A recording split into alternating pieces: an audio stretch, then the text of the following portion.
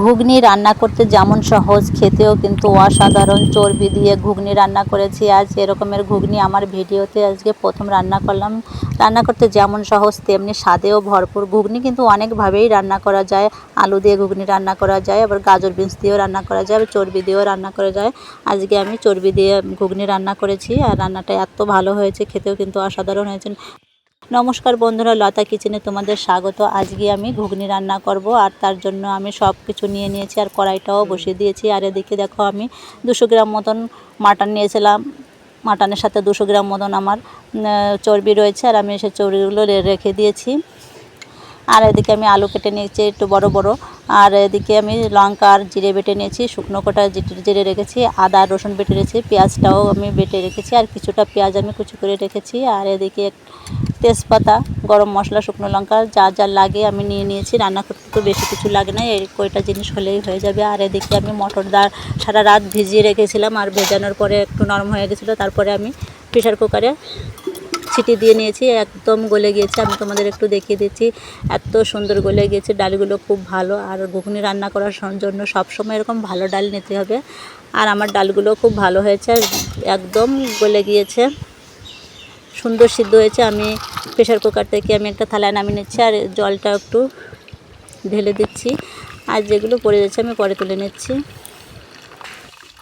ঘুগনি রান্নাটা কিন্তু একদম সহজ, আর যদি ঠিকঠাক মতন সব কিছু দেওয়া যায়, রান্নার স্বাদটা কিন্তু একদম বেড়ে যায়, খেতে কিন্তু অসাধারণ লাগে।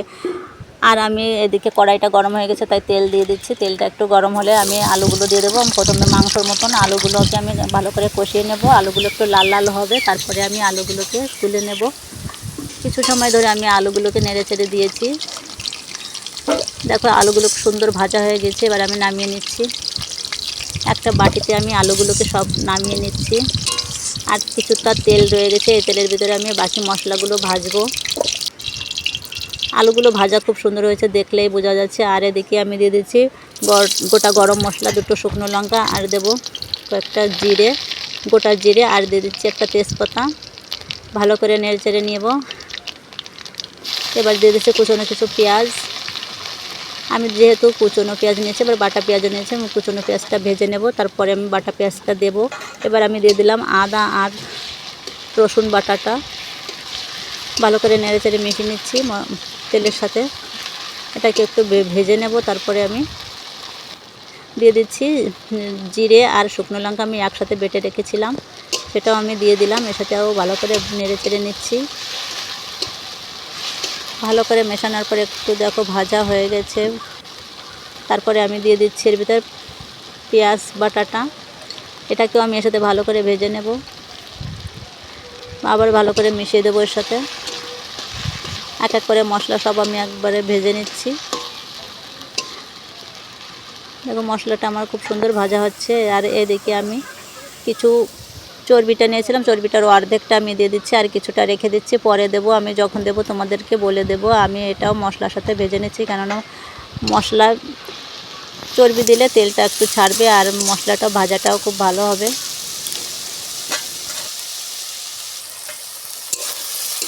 সবগুলো দিয়ে আমি ভালো করে নেড়ে চেড়ে মিশিয়ে নিচ্ছি, কিছু সময় ধরে ভাজবো।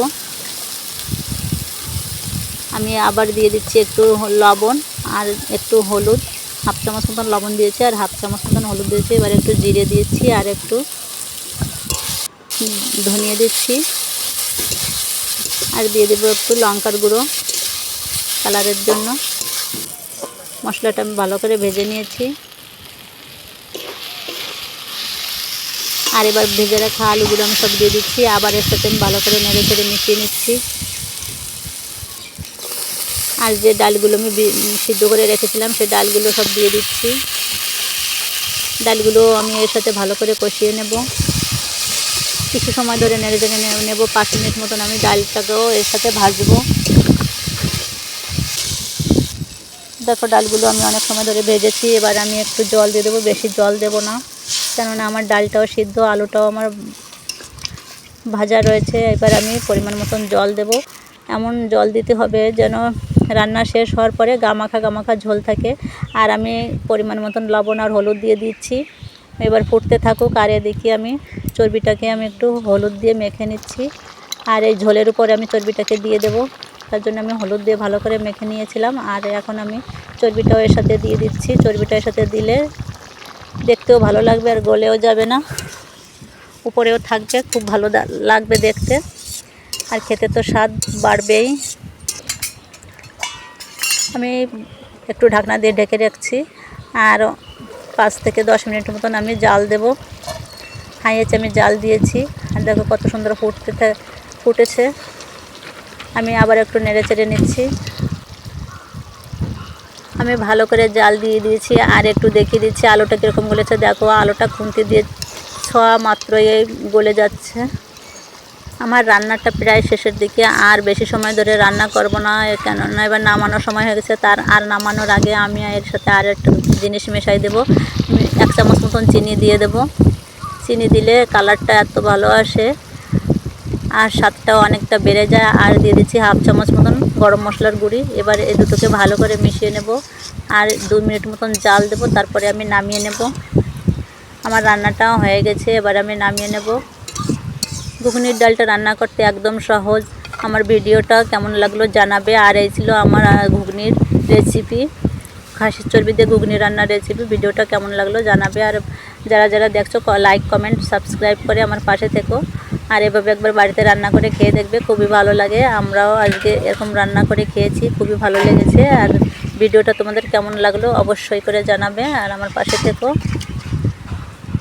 ভালো থেকো, সুস্থ থেকো।